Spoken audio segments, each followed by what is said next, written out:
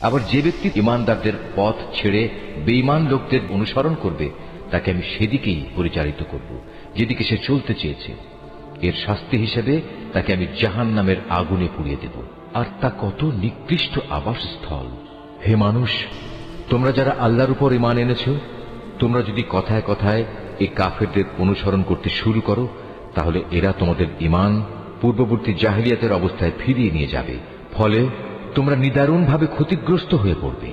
আল্লাহ তাআলাই হচ্ছেন তোমাদের একমাত্র রক্ষক ও অভিভাবক, এবং তিনিই হচ্ছেন তোমাদের উত্তম সাহায্যকারী।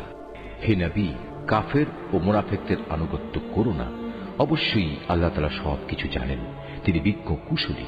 অতএব তুমি কাফেরদের পেছনে পড়ো না, তুমি এ কোরআন দিয়ে তাদের প্রচন্ড মোকাবেলা করো। অতএব তুমি এ মিথ্যাবাদীদের অনুসরণ করো না।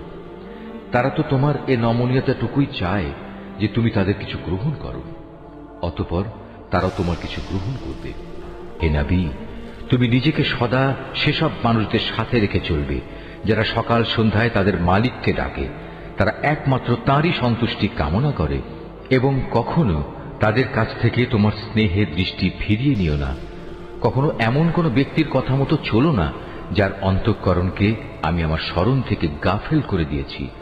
আর যে ব্যক্তি নিজের প্রবৃত্তির গোলামি করতে শুরু করেছে এবং যার কার্যকলাপ আল্লাহ তাআলার সীমানা লঙ্ঘন করেছে।